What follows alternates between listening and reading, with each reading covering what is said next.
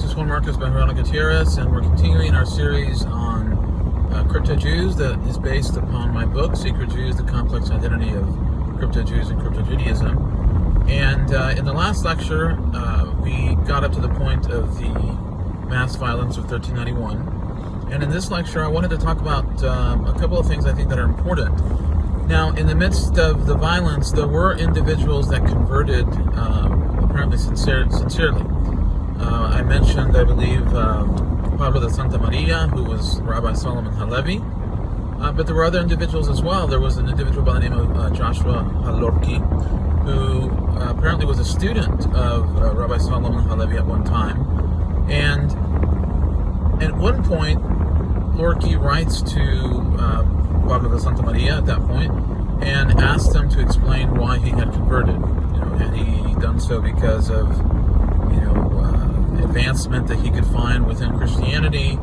Had he done so out of fear? What were the reasons, or had he done so sincerely? And apparently they had some kind of a back and forth, correspondence. And eventually Joshua Halorki converted, and he became Jerónimo de Santa Fe. And he was largely responsible for a disputation that occurred in 1412 and lasted until 1415 in Aragon, and what's called the Tortosa Disputation, where representatives of the Jewish community were ordered to attend. And what happened was that Joshua Halorki, as sort of the lead, would present material from the Talmud, sort of in the vein of an earlier convert, Pablo Cristiani, in the 13th century at the great Barcelona disputation, or the Barcelona debate between Rabbi Moses ben Nachman and Pablo Cristiani.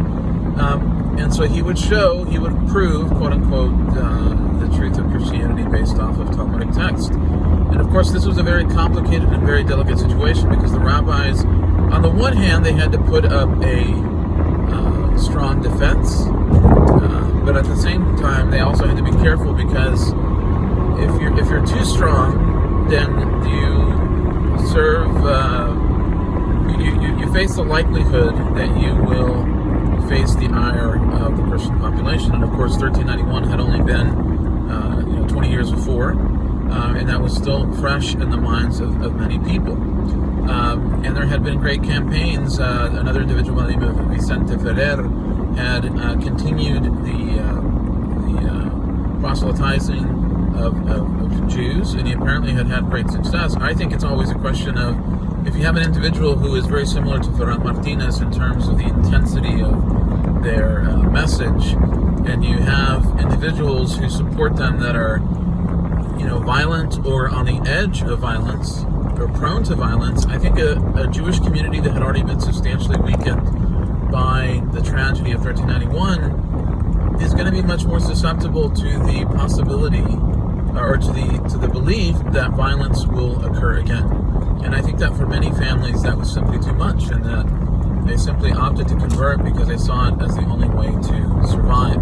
Now, the Tortosa Disputation unfortunately led to another round of significant conversions, and some scholars believe that up to 35,000 Jews converted during this period of time. So you already have a large population of Jews who have converted in 1391. There was some violence, if I remember correctly, in 1406 as well. I don't remember the date. There had been some continued issues after 1391. And then you have another large influx of individuals that grows the Converso class. And I wanted to mention, I think I said this before, but Miriam Bodian, who is a scholar, written quite a few books specifically about the Spanish-Portuguese community of Amsterdam that was formed primarily of Conversos who escaped the peninsula in the late 1500s and 1600s.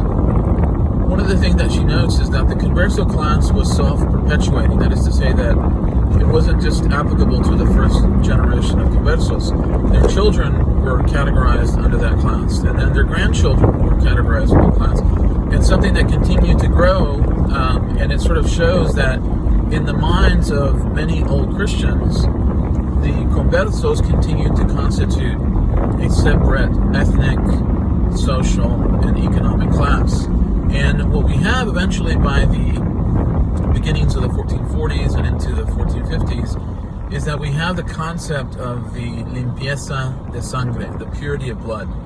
What happens in 1449 is actually a battle that takes place in the city of Toledo, and there's a lot of aspects to that, but there's a lot of issues that happen because you have individuals, conversos, who have risen to important government posts, and individuals who are not conversos, the old Christians, are aware of that, and it becomes a source of jealousy, of anger, and as a consequence, the battle breaks out, and eventually, in order to calm the battle, there's an enactment that is given which limits individuals who are from Jewish backgrounds, from Jewish ancestry, from occupying certain positions.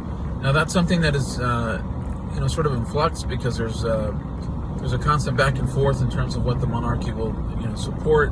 But in 1449 we have the first implementation of that, and the violence against conversos continues. And as I mentioned before, there's a slow and steady shift between the focus of the church and of the old Christian population from concerns about Jews to a concern about conversos. Conversos sort of replace Jews in a number of ways. They begin to ascend to positions of courtiers as the number of Jews begin to decline in the service of the king.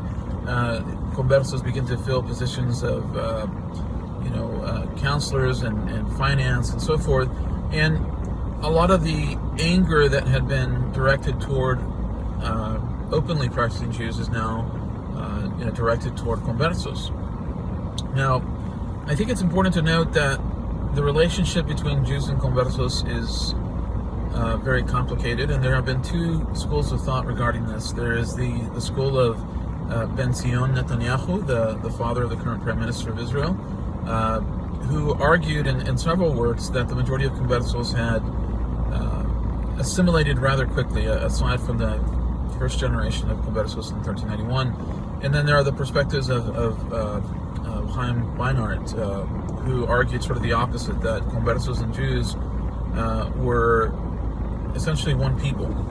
And I think that if you look at the vast amount of material that we have available, what you come to realize is that what we have is really something that my own teacher, Rabbi Byron Sherwin of blessed memory, noted, is that you really have a spectrum, and it's very difficult to put everybody in one box or the other, to say, well, everybody was assimilated or everybody was secretly practicing Judaism. I think if you realize, the openly practicing Jewish community lived along a spectrum as well, and it's we have a tendency to put people in categories. Well, you have what we'd like to say today, well, these were the Orthodox and these were the non-observant. It's like it's not that simple. It's that every individual has a level of observance, a level of affiliation, and what I like to do is I like to look at American Jewry, and what you find is that you can do the same with any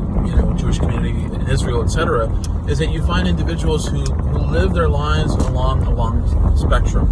In certain cases they may be very observant, they may go to a particular synagogue, but in other cases, in their daily life, they have a different perspective, and in that specific area, they may not be categorized as observant. So in any case, I think it's important for us to remember that.